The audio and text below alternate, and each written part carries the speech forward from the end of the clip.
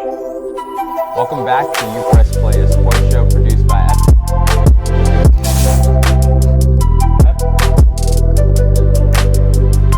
Alright, give me a 5-second countdown. Oh, this is live.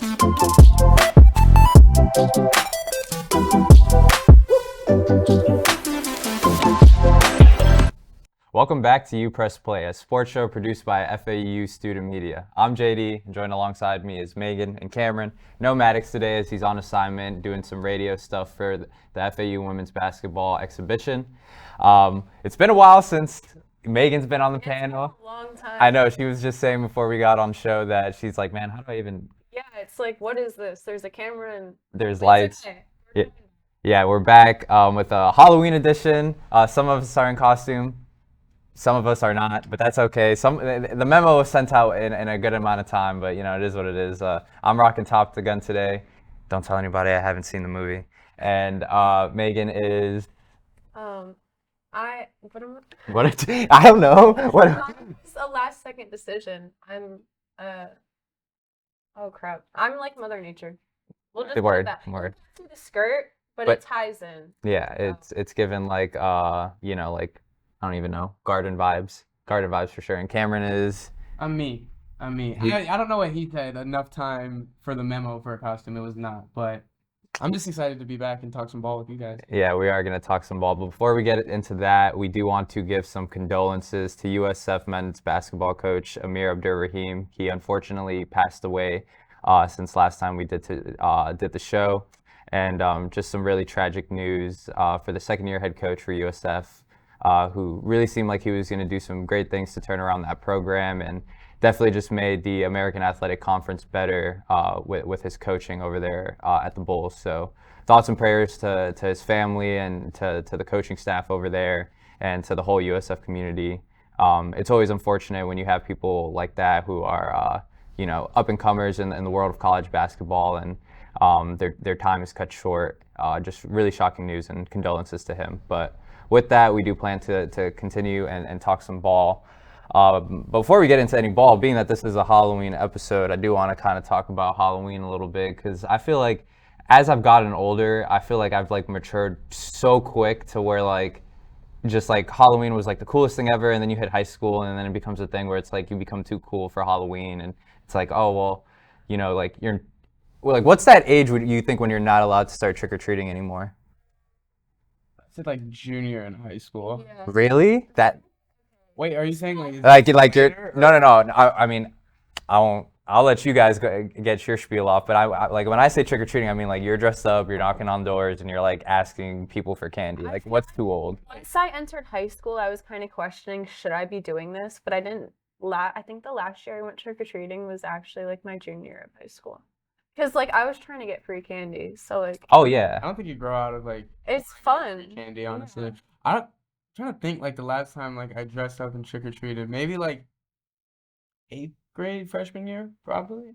Yeah, I want to say it was middle school for me, too, because I do have a distinct memory where I took, like, my little cousin to go trick-or-treating. I forget what he was dressed up as, and I want to say, like, maybe I was, like, a sophomore or a junior in high school. And for my costume, all I did was like put on a jersey, like a Colombian James Rodriguez jersey. And I just said that I was James. And I had like a little soccer ball with me. And I'm like, my cousin's like maybe like 4 or 5. So I'm like holding his hand, we're going trick-or-treating. And I kind of had the same thought process. I'm like, yo, I kind of want free candy too. So I had my own little basket. And in my head, like I was telling everybody like, oh yeah, you know, it's more candy for the kid. But like it was candy for me. And... There's like this old, there's this old crab couple. I mean, respect to them, respect your elders, but it was this like older couple on their lawn, and the guy's like, aren't you a little too old to be trick-or-treating? He goes, shouldn't you have a job? And I was like, dang, bro. Like, I was like, I do have a job, actually. I work at Auntie Anne's at the mall. Thank you very much. But yeah, bro, I was with the pretzels, man. Actually that good? They are the cinnamon dusted ones. Yeah, it was. If I wasn't like a kid who had like good metabolism and like can kind of just like have an iron stomach for the diet, it definitely would have messed me up. But like, yeah, pretzels every day, or at least I was working weekends, so like it wasn't too bad. But yeah, once that dude told me like get a job, like don't be trick-or-treating. That's when I was like, all right, like clearly I've reached that age where I just like I visually like adults or like, you know, the parents of children who are giving out candy at their homes are just like, why are we giving this grown child a candy? But I agree with what Cameron said. I feel like you never grow too old out of it, but I just think it reaches a certain point where it's like taboo. It's like other people, other people are gonna look at you like what you just described, so you just feel like, I can't do it. You can't do it anymore, right? Like if you're like, because Cameron, you were telling me, I want to say yesterday how like you want to like post up at your crib for Halloween and just like give out candy to the kids. Yeah, no, I was gonna say that. Like last year, I was like so excited to like have trick-or-treaters come to my house and like give out candy. Like we bought candy, had it in a bucket. We were ready, and like no one came. That's what I'm gonna do that this year, and I'm so excited. Yeah, because If some kids show up, it feels like this generation is just like cooked on Halloween. But part of it, it's like I did live in like an apartment, but it's still like the doors were ground floor, so it's like I was kind of hurt. I'm not gonna lie. I was Yeah. ready for the kids to come So, get some candy. but so like, let me ask you guys, like, let's say somebody like me, I'm 21, I come knock on your door and I'm like, trick or treat, you can give me some candy? Yeah, for sure. Right, exactly. I'd be like, all right, like, what's up? Like, I would have a conversation with them. But all right, what if somebody knocks on your door and they're not dressed in a costume? Oh no. Yeah. At least you have to put You them in a know- costume, bare minimum. Not gonna lie, if you come to my door and it's just like you, like 21-year-old you by yourself in a costume, I'm gonna like quit. Like, come on, dude. Yeah, so that's what I'm saying. Like, I don't know, it's weird, but we hope everybody has a safe, just a safe Halloween and it has a lot of fun. You know, I feel like our generation has actually been a really like good sports about Halloween. Like some of the costumes that I see are really like thought out really well, really creative. But I don't know, is Halloween, like, to make it more sports talky, is Halloween underrated or overrated as a holiday around this holiday season, which I guess could be from like October to December? Because I would say that personally, I used to say it was overrated when I hit high school and I thought I was too cool for it, but now that I've gotten older and, you know, like people go to Fort Lauderdale and dress up, like I'm like, you know, maybe Halloween's a little underrated. I think it's a little underrated. I feel like not necessarily the day, but kind of all the stuff that comes around it for the month. Like I've been rewatching those Halloween movies, So the movies and like kind of just the whole vibe that Halloween brings. It's like entering the fall time and pumpkin carving, like all these like traditions that are associated with Halloween time, whether or not that's like dressing up for costumes. I feel like that's why it's underrated because I love all of those aspects. Now that I'm older, like we carved pumpkins and I cooked the seeds, like that type of thing I enjoy. And when I was a kid, I thought, oh, this is so underrated. It's the best holiday. You get free candy and you dress up. So. Yeah, Yeah. I could agree with that. What about you, Cam? Is it underrated or overrated? I mean, I don't really feel like one way or another. It'll just never be Thanksgiving. Thanksgiving's the best holiday, like by Yeah. leaps and bounds. Better than Christmas, better than Halloween, Easter. I love Thanksgiving. I can't hate on that. What's the GOAT Halloween movie? And this is actually, 'cause for my answer, it might spark some debate, but to me, The Nightmare Before Christmas is the GOAT Halloween movie. A lot of people say it's a Christmas movie. I don't think so. I think it's a Halloween movie. I think technically it could be both, but I just think there's better Christmas movies. So if we're putting Nightmare Before Christmas in that Christmas category, it's not gonna like really hold its weight. But if we're talking Halloween movies, I think Nightmare Before Christmas is the GOAT. That's fair. I always grew up watching the Charlie Brown not Thanksgiving, the Halloween episode. Yeah. It's not really a movie, but that's just. Now that's throwback for me being like in elementary school and they would always play like the Peanut holiday specific movie. Yeah. I always try to do like when they're all on the stage and they're all doing like the dances. Oh, for Christmas? Yeah. Some of the dances really crack me up. But what about you, Cam? I'm trying to think. I don't really like. Help me out. Like, what Hocus Pocus is good. I like the Goonies a lot. Oh, okay. It's like I feel That's a like throwback. I mean, I don't know why, but I feel like, and for my school, like we would always end up like watching the Goonies. Like, It's a throwback school. Yeah. They used to roll in the TV and then like throw the VHS in. yeah. That's classic. That's classic. But yeah, that's why we're in costume. But enough of Halloween. We're gonna get into our usual topic of some FAU housekeeping. Starting off with football. The football team just came off their second bye week of the season, and now they're looking to face USF They're looking at a 2-5 overall record and 0-3 in the conference on the season, looking to get their first conference win against the Bulls, who haven't really been having the too hot of a season themselves. But yeah, I mean, last time FAU was coming off a bye week and played a team, they looked their best on offense, but still ended up coming up short. So yeah, there's a lot of hype surrounding this game. FAU did announce that they'll be closing the school on Friday early, I believe. Megan, do you have the details on that? School, they're telling faculty, like professors, that they have to make accommodations for their classes. All faculty, they have to be out of their, like they have to leave their offices by 2 p.m. and clear all of the parking lots. They're doing this to accommodate for all the expected traffic for the game.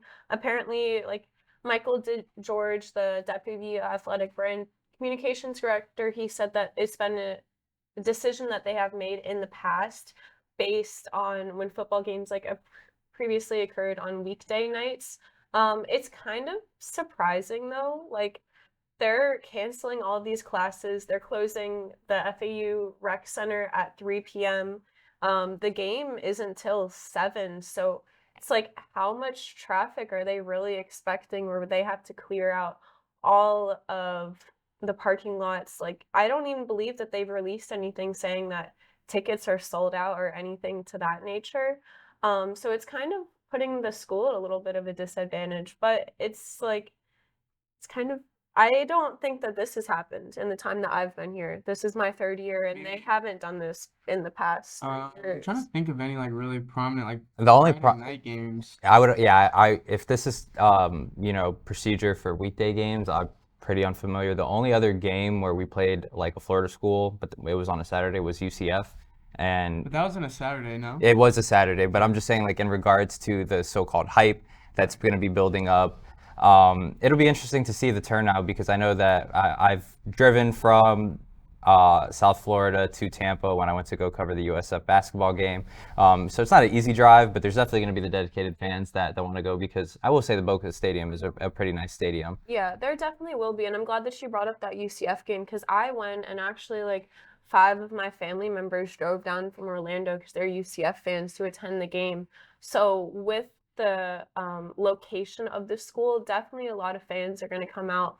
And I think that this game also is just going to have more attendance because it's homecoming week.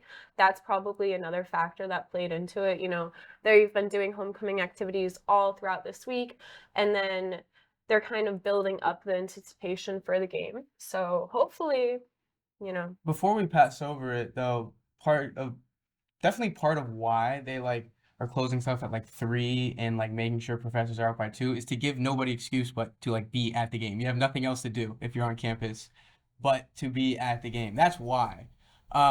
So students, you have no excuse not to be at that game. And plus, Well, I could think of plenty of excuses, but you go ahead. come on, homecoming rivalry game. Yeah, Can we get one good crowd? Can we do this? Can we do this? Yeah, I mean, Rivalry week. exactly. Horns down. FAU by a million. Forget everything we said on the show about, I don't want to talk about FAU football. There's no point.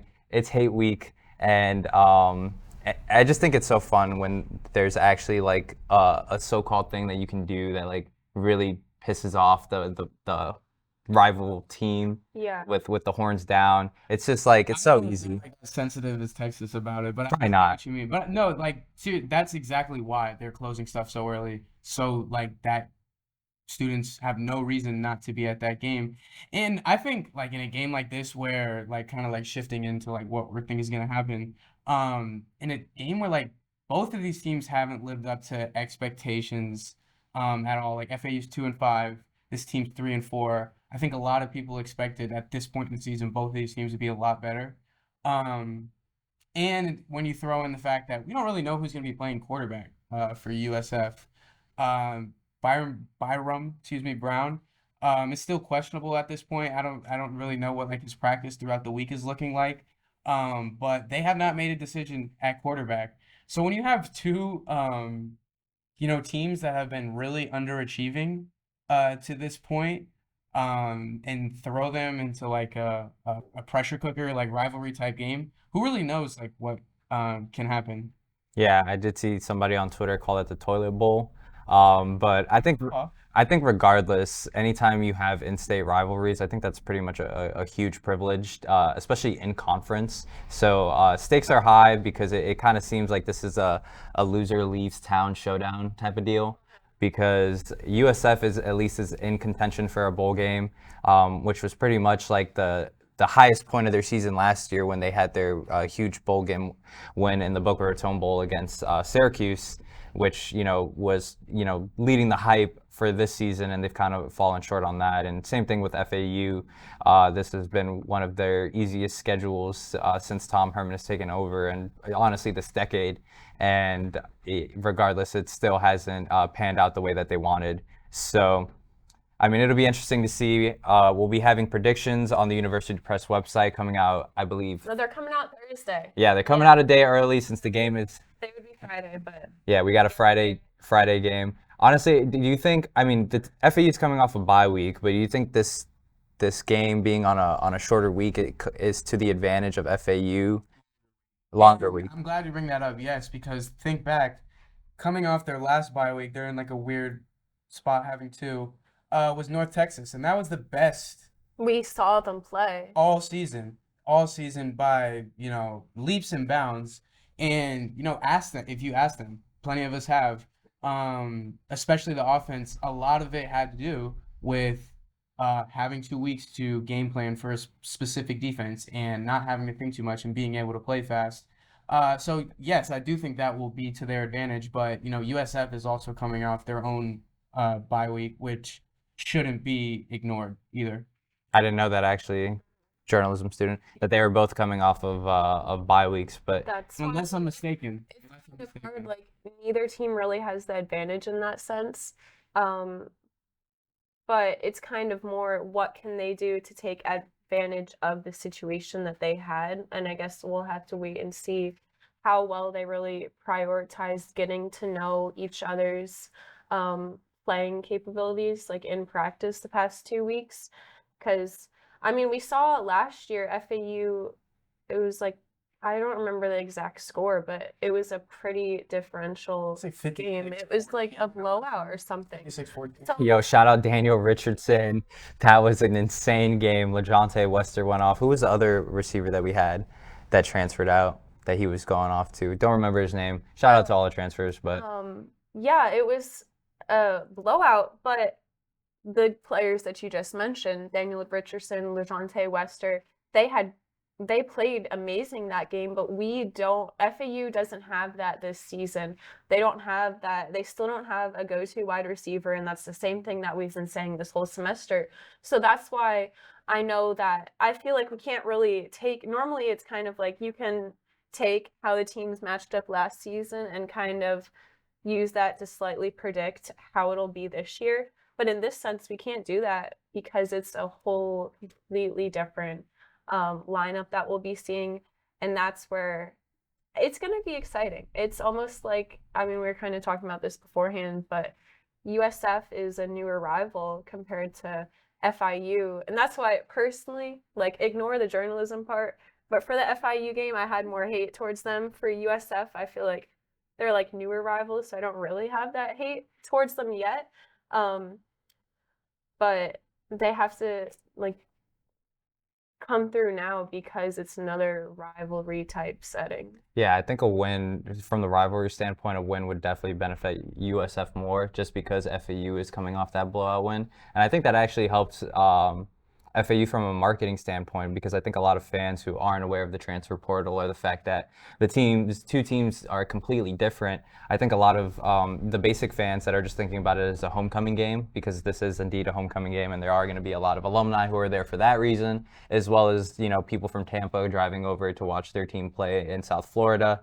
There's going to be a lot of hype surrounding that game because to the general student who doesn't keep up with the team, they may just think, oh man, we smacked that team last season, so we're probably going to do it again. And honestly, being that every show we do talk about football and, when there's not too much to talk about from a wins and losses perspective, it's exciting to have a rivalry game to look forward to on the week. And just from, a panelist on this show and somebody who's been, paying attention to FAU football for the last 4 years as a student, all I'm really looking for is just like a good competitive game that's entertaining. I'm going to be tuned in because it's a Friday game. Every time, Saturday comes around, everyone's looking forward to those games. But the way scheduling has been, there's been a college football game from Tuesday to Saturday. And I think it's really cool that FAU is going to kind of have that quote unquote primetime spot. So honestly, I don't really have too much to say from a ball standpoint. But if I had to make a prediction, I can't go with the enemy. So I'm going to go with a FAU dub. I don't know by how many points. I don't know in what fashion it's going to come. It could be a 3-0 game with a field goal to win it at the end. Who knows? I just hope that it's entertaining for all the fans, especially even for the people that are driving from who knows where, flying in from who knows where. Because if you're making that trip to come to this game, you at least need to put on a show. I'm trying to think of a score prediction, and I feel like this is just going to be like such a wacky type game. You know what I mean? Like, it feels hard to predict. I'd say low scoring. Like, neither of these teams have found a way to really light up the scoreboard at any point this year. Like, looking at them now, they're like neck and neck in scoring offense and neck towards the bottom of the conference standings. Yeah, South Florida ranks number 7th in total, number 9 in total scoring offense, and FAU's right below them at number 10. And then on defense, they're not even that much better either. USF is right pretty much in the middle of the pack, the 8th scoring defense, and FAU, it's actually not too bad at the number 6 scoring defense in the American Conference. So just exactly like, definition of mid. I would say very middle of the table. We're below average on offense, and then again on defense they're very similar too, because at times this year FAU's defenses looked like world beaters. Like at going into the North Texas game, they were 6th in the country and against the pass, I want to say. And they get a lot of takeaways, man. But there's also been stretches of games where they're giving up 38, 40 points consecutively. Same thing with USF. Very hot and cold defense, because you can look at times like when they played Alabama, held Alabama to 14 points, I want to say, through 3 quarters. That's world beater type defense. But then there's also been times where their defenses looked really, really poor. All that's to say, I have no idea what's gonna happen on Friday night, because these have just been 2 really underachieving teams, and everyone knows how rivalry games go, which is every which way. You know what I mean? So, but if you had to throw out a prediction out there for a win or a loss for FAU, where are you going? Give me FAU. There you go. And I'd There say you like go. in a 10-7 game probably. Yeah. 7? That's how low scoring you think it'll be? These are 2 not very great offenses. Where are you at with it, Megan? Oh, my staff prediction will be completed tonight, but I think I got to go with FAU, obviously, but 100. Well, full disclaimer, 100% biased at this point. this is coming from a biased student perspective. I don't have like my journalism like tag on right now, but score wise, I think it'll be higher than 10-7, probably Okay, like probably. Okay, I'm hoping I don't have like to sit through a 10-7 game. 23-17. All right, let's get some touchdowns in there. I will say, if there's anything that could possibly be, interesting potential for a high-scoring game, FAU's a top 5 rushing offense in the American. USF actually has a top 5 rush defense, so it'll be interesting to see how those two, how that chess match ends up looking. FAU's pass defense is still ranked top 5, ranked at number 4 in the American, and USF actually has an abysmal passing offense. So if I had to put money on it, I'm probably betting on a lower scoring game, which is unfortunate because when you're in that primetime spot and you have a rivalry game, you'd like to see some points, but who knows? Like Cameron said, maybe this is a game where both coaches just decide to throw the whole kitchen sink, and put all their cards out there, and just throw the whole playbook out there. But I guess we'll just have to wait and see, and we'll definitely have some more to say on the next show when we react to the inevitable results. But moving away from football and touching briefly on basketball. FAU basketball just had their first exhibition match of the so-called preseason against the St. Leo University Lions, Division II school. Absolute blowout. The score was, let me get that, Megan. Oh, it was 104 to 53. Thank you very much. Yeah, so pretty much head coach John Jacobs has pretty much said since he started his tenure that he's going to seek out and make it an absolute mission to score 100 points every game. And going based off of the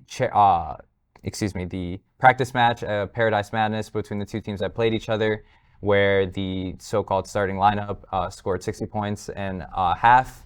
If you do the math on that, that's 120 points for each half if we're going off averages. And then in this exhibition match against St. Leo, they scored 104. So the offense is explosive. And obviously don't want to get too excited over, blowing out a Division II school where their tallest player was 6'8", and we have 2 7-footers on the team. But all that being said, FAU will be playing Auburn in a scrimmage, I believe, if not this week. It is this Friday at 8 p.m. This Friday at 8 p.m. They'll be playing the preseason number 11 team in the country, the Auburn University Tigers, where they have a preseason first team All-American. I want to say his name's something Broom. That's bad journalism, but I'm gonna look it up right now. But what's your expectations for that scrimmage? Because it's going to be in Auburn. It'll be that team's kind of first experience playing on the road against the Power 5 conference school. And obviously it doesn't matter win or lose since it is preseason. But this is going to be like a really strong litmus test for this roster.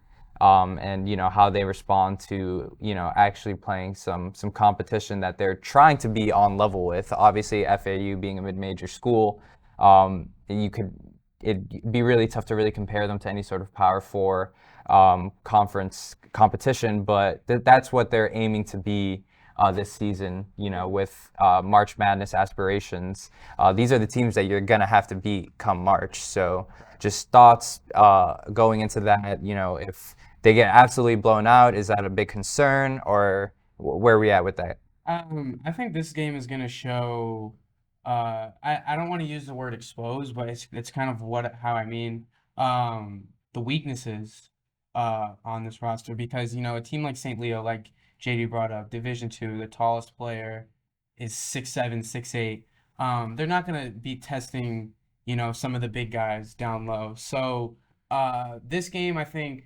coming off this game, we'll know, a lot more about like some of the players we haven't really got to see in a game setting yet. Matis, big man down low, he's one of the ones me and you have talked about a lot.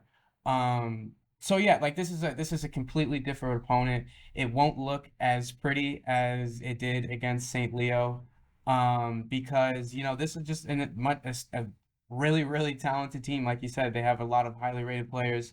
And they have a head coach who's been in that position at Auburn for a while. So this is an established program versus an FAU team that is starting from, square one.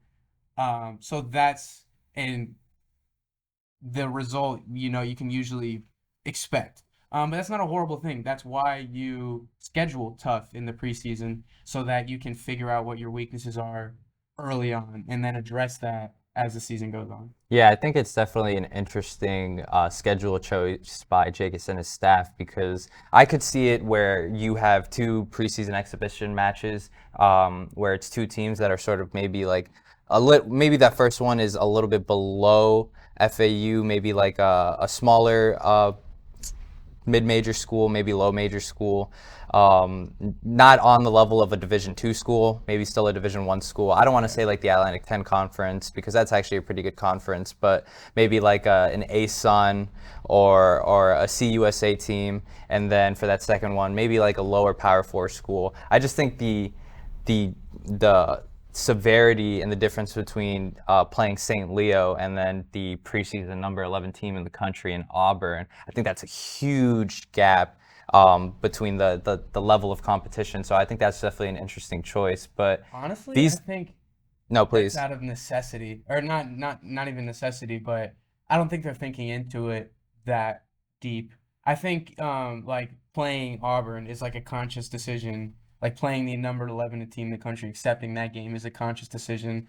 But I don't think it's like they were like that's like an effort to be like a warm-up game against a very like low opponent, maybe D2, and then like ramp it up. It's honestly probably that's just how it worked out, is what I would guess. Oh yeah, But I I think think that works out to their favor. No, for sure. I mean, because I know that St. Leo, yeah, it was Division 2, but still it was the first time that they actually got to play together against an actual team. Because, there's only so much you can do when you're playing 5-on-5 with your own teammates because you know what to expect from them.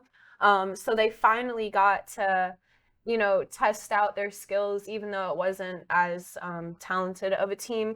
But, we got, like, they showcased some kind of probably impressive play calls that they want to incorporate throughout the season, and this gave them the opportunity to do it. And now with Auburn, I mean, they're ranked number 11 preseason, but this is their chance to, in a game where it doesn't matter and won't actually hurt them, it will be exciting to see what they can do against a tougher level of competition, because St. Leo, they didn't even have a true center.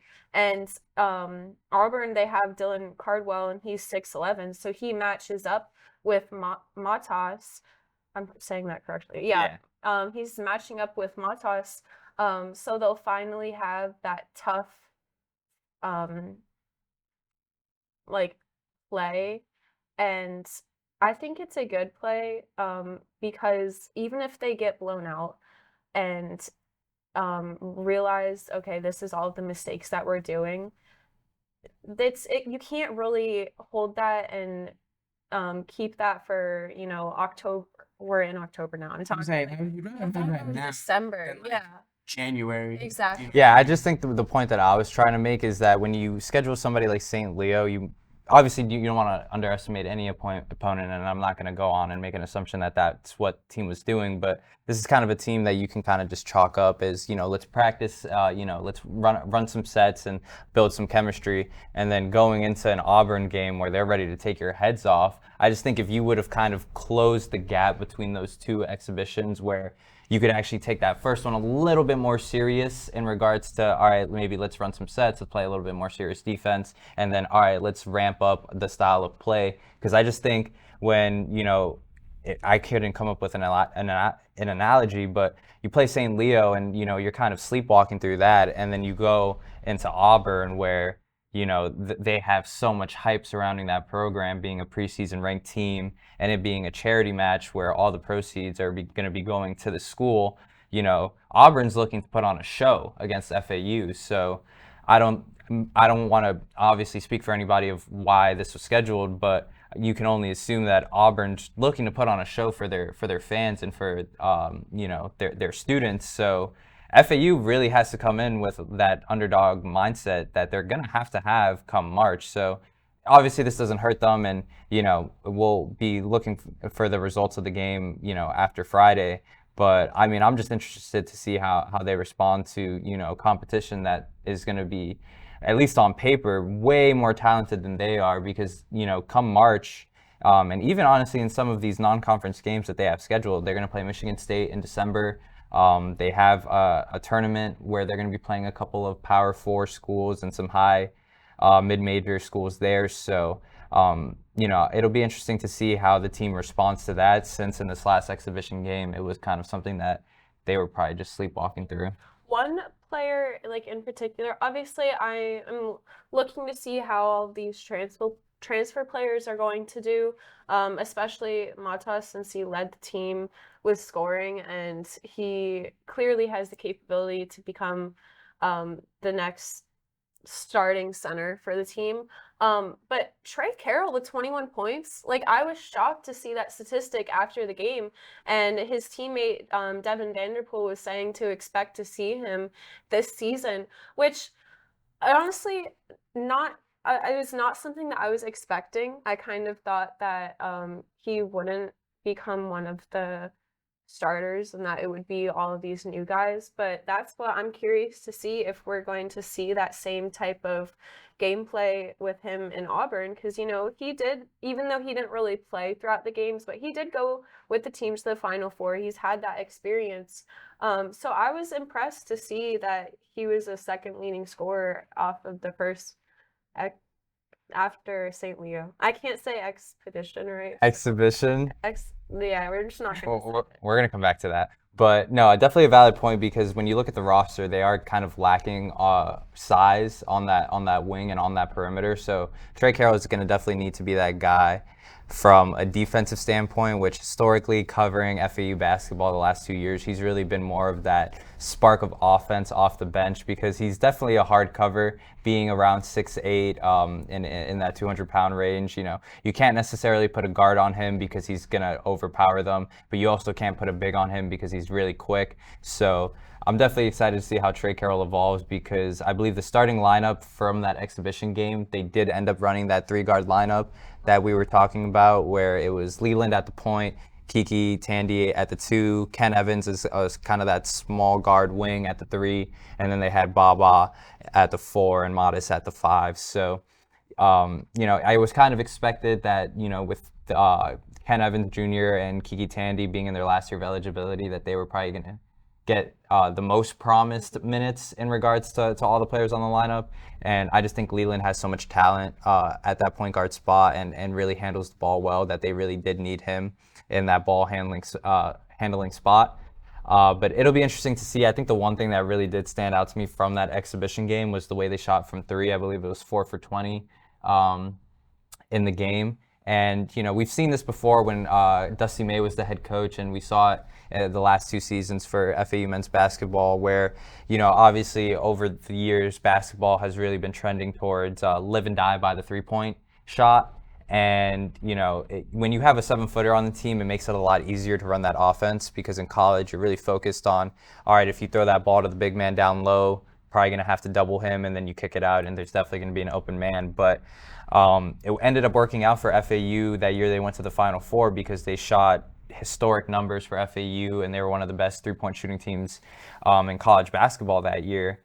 And then they kind of tried to strike lightning in the same spot twice, and it just that ended up being a lot of their shortcomings last season where they had games where they weren't shooting very well. And you know, I remember there was like a 4-game stretch where Brian Greenlee hadn't made a shot over like 4 games, and he was one of the premier 3-point shooters during that Final Four run. So it makes me a little bit nervous when that's kind of the style of offense that is looking to be run, where you just want to get as many 3-point shots as possible.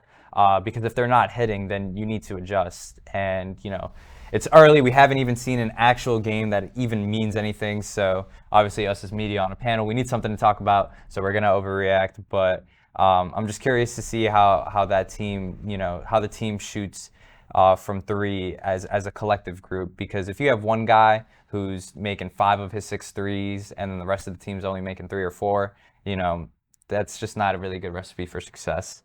But we'll have to see how that turns out. Definitely curious to see how that Auburn game pops out.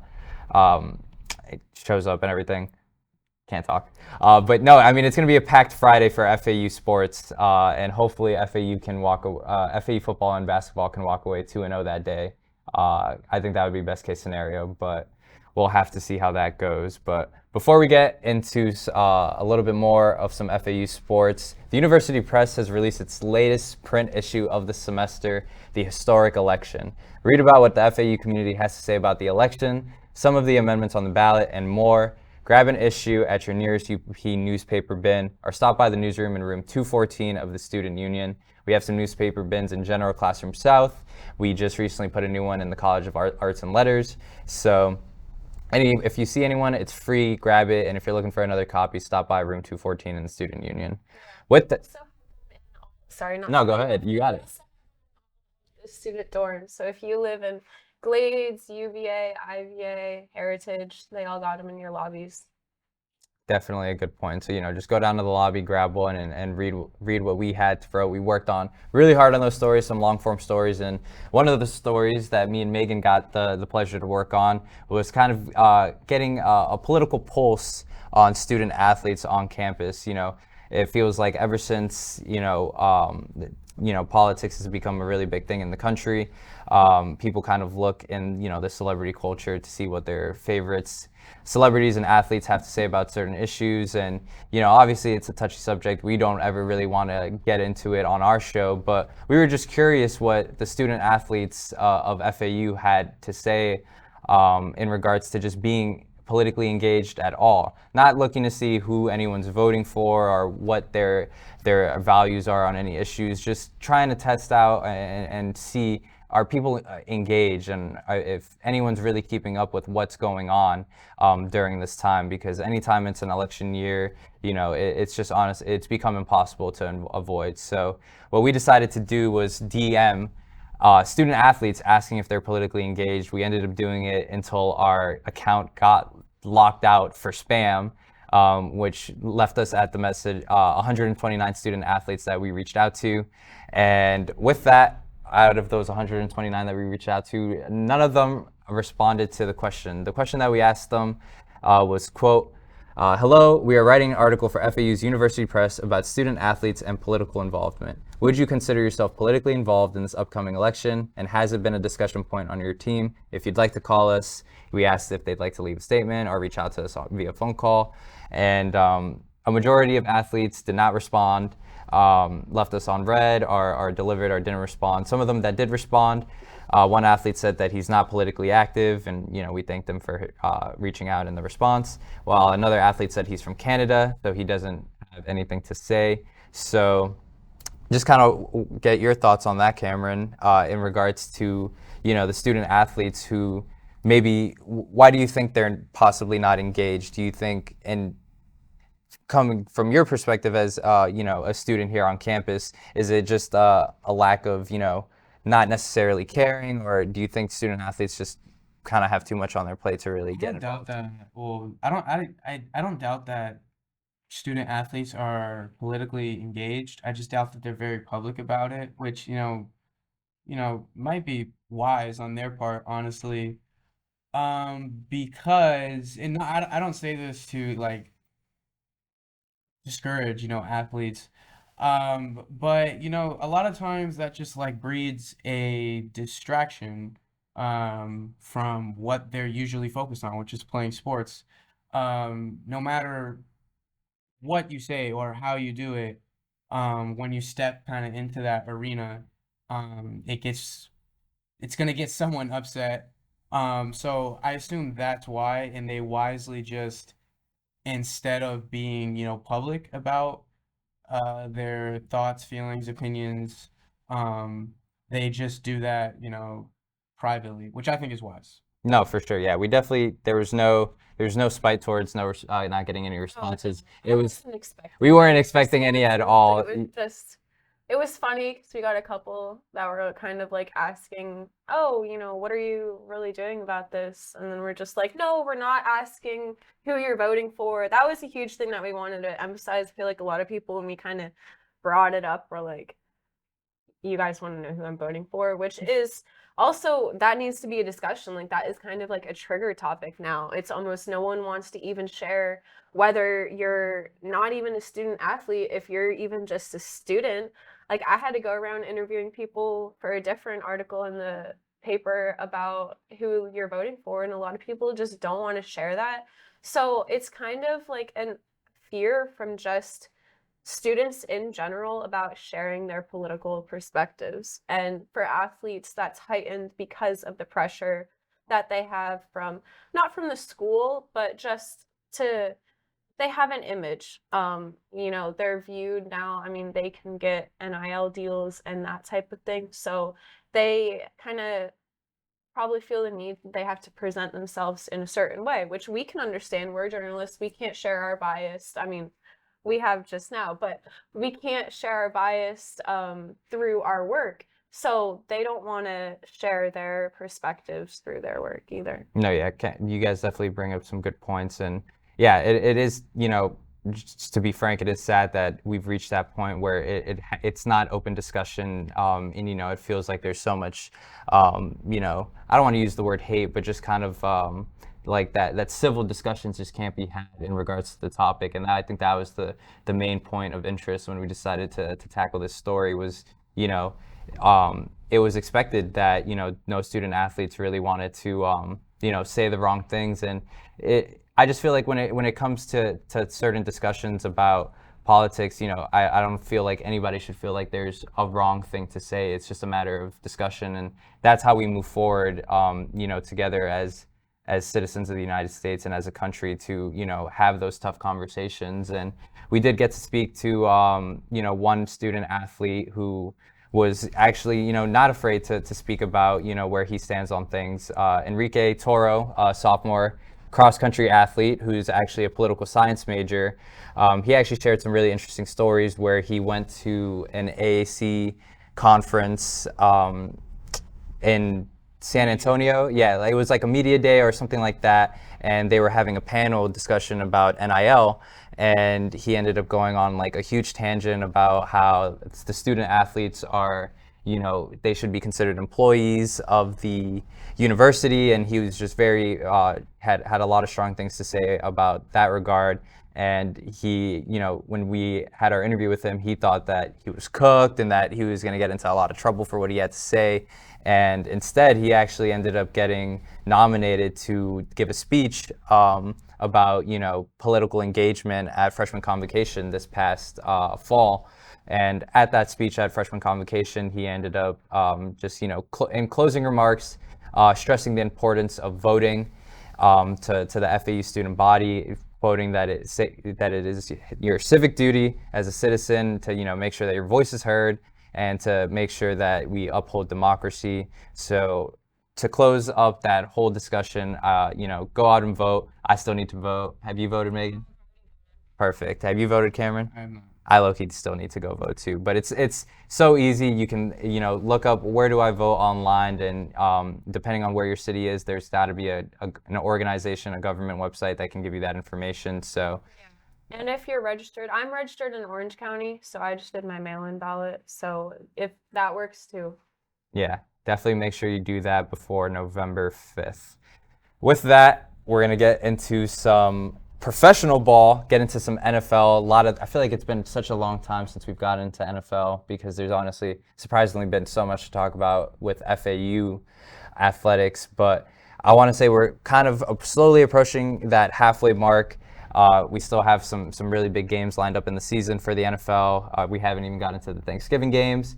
And there's a lot of teams that we can kind of already kick the can in regards to playoff hopes. While some teams are still fighting to make it to 500. But I want to give the two resident Chicago Bear fans and Detroit Lion fans, the platform to air out their grievances about where their team is at, how things have been going. The Lions are now dealing with an injury to their star defensive end, Aiden Hutchinson, while the Chicago Bears are dealing with heartbreak this past Sunday. So who wants to go first about their grievances? I'll go first. So 2 weeks ago, Aiden Hutchinson, his injury, I'm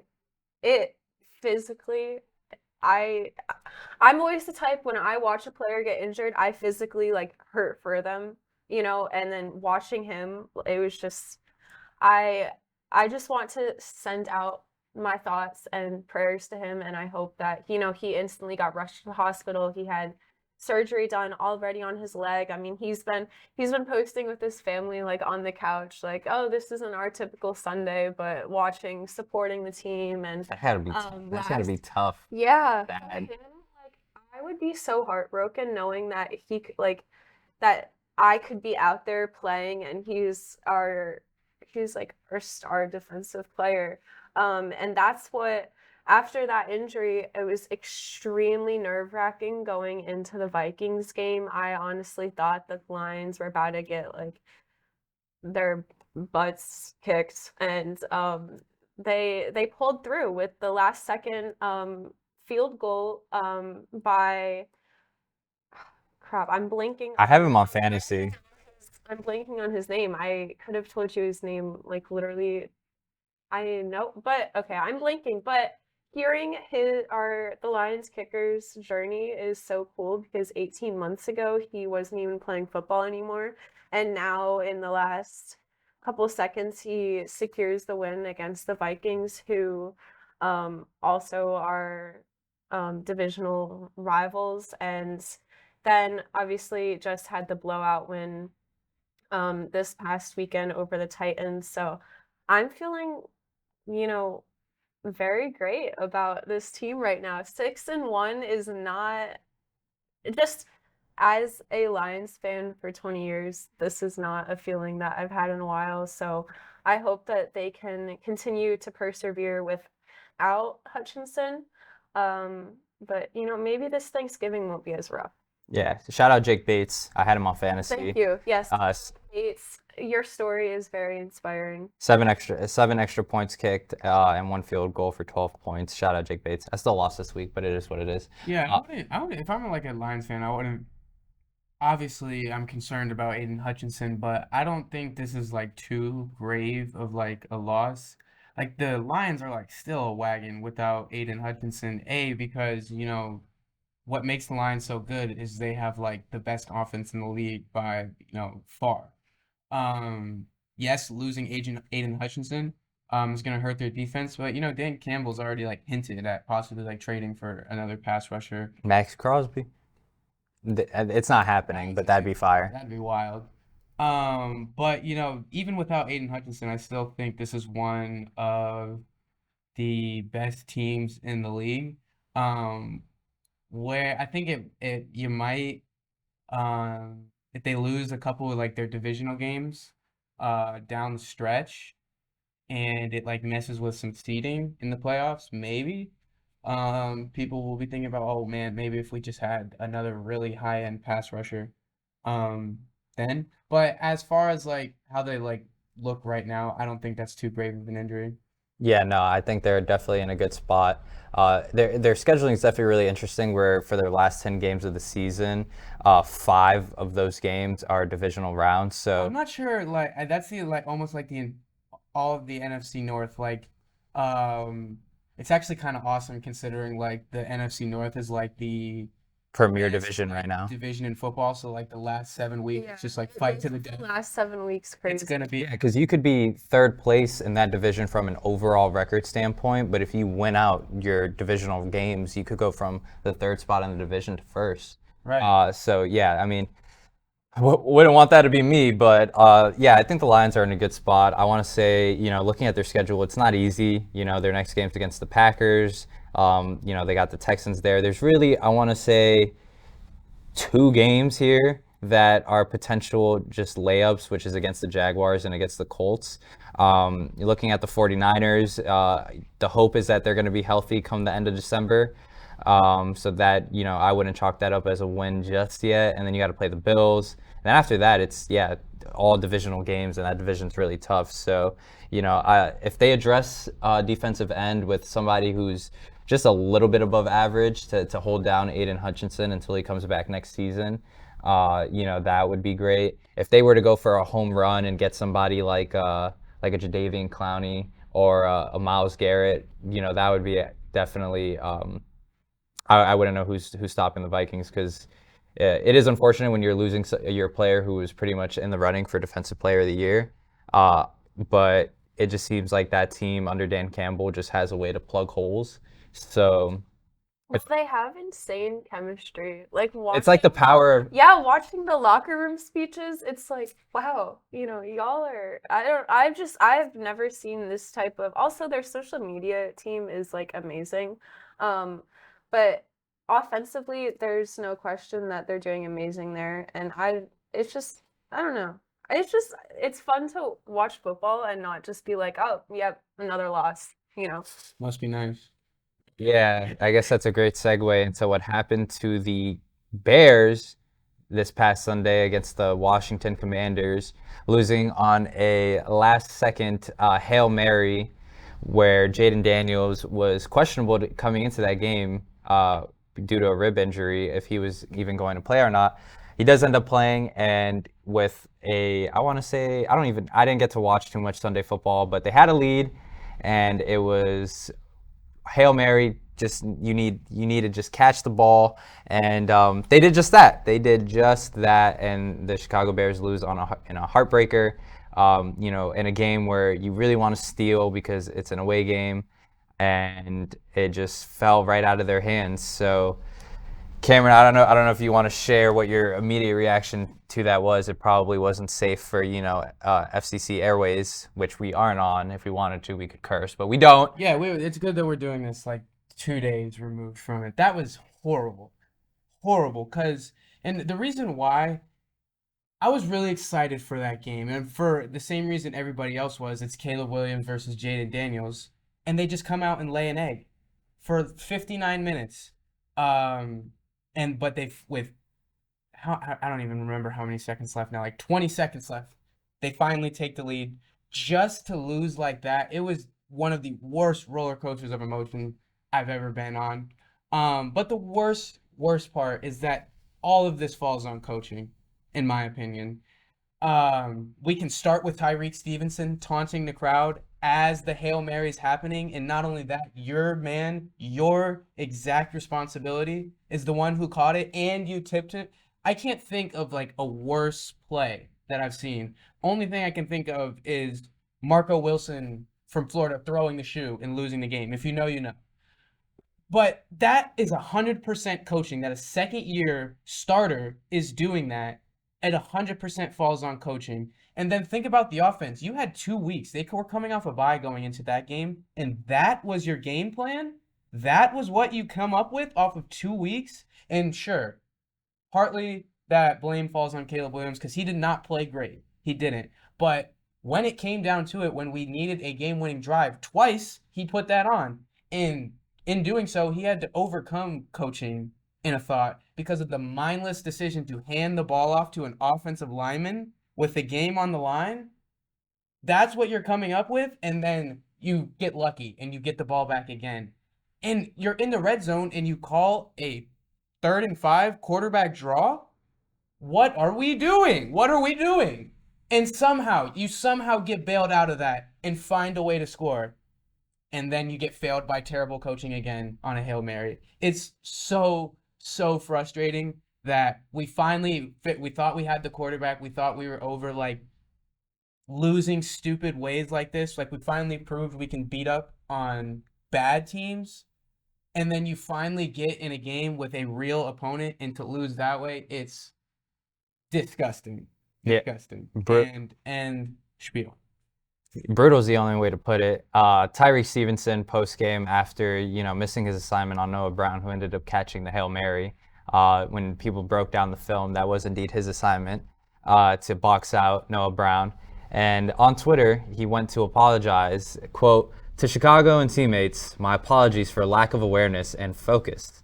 The game ain't over until zeros hit the clock. Can't take anything for granted.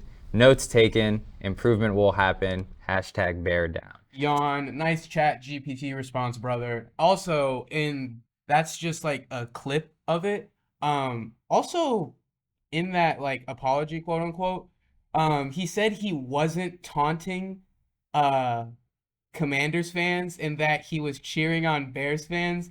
Give me a break, brother. You were waving like this at Commanders fans as Bears fans are pointing at the play happening, telling you to turn around. Hey, the play's still going on. Watch the video. There are Bears fans like telling him, brother, turn around. The play is happening. But in absolutely no accountability in his apology, if that's what you want to call it. So he's just lucky that they're down a cornerback right now and they can't afford to bench him or cut him or whatever people are saying. He's lucky. Yeah, he said quote, "I let the moment get too big, and it's something that can never happen again and won't ever happen again." But to Cameron's point, it probably won't ever happen again because you're out of a job, bro. And we were talking about it before the show. If this was college and that happened, dude would be cut. If this dude didn't have $1 million plus contract, he'd be done. But we could. If that was not, it would be. I get it. It would probably be a different story. If it was not you are the sole responsibility for the guy who caught the touchdown. Not only that, you were out of position and like tipped it to him. Yeah. Like it's it's also just it's so immature. Like it's not like if you guys were up by a bunch and the game, it was like over, then yeah, sure. Well, you still shouldn't, but okay, if you want to taunt a little bit, go for it, I guess. But Game's still on the line. yeah, and what? Because before the score, they won by 3, so it was only a 4-point game. How you not locked in at that moment? I'm glad you bring that up because it's not like it was a Hail Mary from the 20. I want to say Washington ran 1 or 2 plays before that, and they purposely ran a 13-yard out route to set up the Hail Mary. Like I can't like I just can't fathom like how that happened. Like it 100% like he did. If that comes on coaching too, because as head coach Matt Eberflus, you're the one fostering the environment that like allows players to do that. And same thing goes back to like the offensive, like the horrible offensive coaching performance. Matt Eberflus, he calls the plays on defense, which they played really well, honestly. With 2 seconds left in the game, they had Washington at 12 points. 99% of the time, that wins you a game, probably. But you hired Shane Waldron, who's calling these, when I say mindless plays, mindless. So eventually the buck stops with you. It was just a complete coaching disaster class. Yeah, I was gonna say on that point, being the head coach Matt Eberflus, when you're a defensive-minded coach, right? And there's 3 head coaches in the NFL, right? And correct me if I'm wrong. There's the offensive coach, there's the defensive coach, and there's the CEO coach, right? Matt Eberflus, generally, right? The pillars of head coaching, if you will. Matt Eberflus being the defensive coach, right? Whether you're like, if you're like a Matt LaFleur who's the offensive guy, or if you're like a guy like Matt Eberflus, you're the defensive guy. That is your sole responsibility of that side of the ball. So for your dudes on that side of the ball to not be locked in, that is, at that point, it's not even an indictment on the defense, and it's an indictment on the whole team. And I just pulled up the play, and I'm rewatching it, and I want to end on this point because we're past the hour. But when you're defending the Hail Mary, right? They always say like, don't go and try to make a play on the ball, right? Knock it down. Just knock it down. But my thought process in a Hail Mary is, why don't you just man up on a guy, right? No, because this is, look, if we're looking, when we edit this clip, we'll put the screenshot that we're looking at right here. If this guy is just boxed out, he wouldn't even have an opportunity to catch it. Thank you. So why are we playing the ball in a Hail Mary situation? You should just have a dude on each eligible receiver. So even by the grace of God, because that's what a Hail Mary is, by the grace of the Lord, if he gets his hand on the ball, you just chop it out. Thank you for bringing that up, because if you look at this, and I wish we had like a film breakdown we could show you, everybody is doing their job. Look at this. Except for Tyreek Stevenson. Let's look at Jalen Johnson up front on the Washington man. Let's wait and get down to it. You got it. This is called a scrum right here where the ball's coming. Washington has their man up here in case it gets tipped forward. Jalen Johnson's there covering it. Every man in the scrum is manned up, and you'll watch the guy who catches the ball properly move back out of the scrum just in case it's tipped. Where's Tyreek Stevenson? Right here. That's his hand. That's his hand right there. Boxing out this guy right here. Everybody, Jalen Johnson on the front, everybody manned up in the scrum is on their man except for our boy Tyreek Stevenson here in the front. Gotta be better. Gotta be better. Lack of awareness. Shout out to Ben Solak of ESPN. Like at this point. We need to start. Ben Solak of ESPN for explaining that perfectly. I saw a stat, and I want to end on this for you, Cameron. That I got this via ESPN Greenie, so if this isn't correct, trash on ESPN. But since this stat has been tracked by Advanced Stats, which was 2016, this is the longest time that a quarterback has been able to hold the ball and throw in a touchdown pass, which I want to say was around 19 seconds. Because, ask my roommate, as that play was happening, as he's running around, like before, I was screaming, how does he have that much time? It's not even like they're like in a prevent. I guess they are in a prevent defense, but they're rushing 4. They're rushing 4 or 5 blockers. Yes, you're out, man, but he has something like 12 seconds to throw the ball. You can't get through and get hands on the quarterback in 12 seconds. And my thought process, too, is like I'm not familiar with the Chicago Bears roster, but if I'm a defensive coach, I'm throwing my freshest legs out there because these guys look gassed trying to get at Jaden Daniels. Well, I mean, I'm not exactly sure. Again, I wish the audience could be watching it. What Edmonds is doing, 53. I mean, he's not really rushing anybody. They're looking. He's quarterback spying. I don't know why they're expecting a rush on a Hail Mary play. Again, even if they are just rushing 3, after 12 seconds, you should at least be able to, like, I don't know, stop him from getting the throw off. I don't know. I've seen, some football people being like, oh, you should rush or blitz the Hail Mary so he can't even ever get the throw off. That's one, school of thought, I guess. I don't know. It was just a complete fall apart on that play. I'm not sure. Well, now, because of that play, Washington stands at 6-2 with an overall record, and they're right there in contention for that number 1 spot in the NFC East. Could have been the Bears. They wouldn't have been in that spot. But what makes this so frustrating is that 5-2 feels a lot different to me than 4-3. 100%. It feels a lot different, and it's just.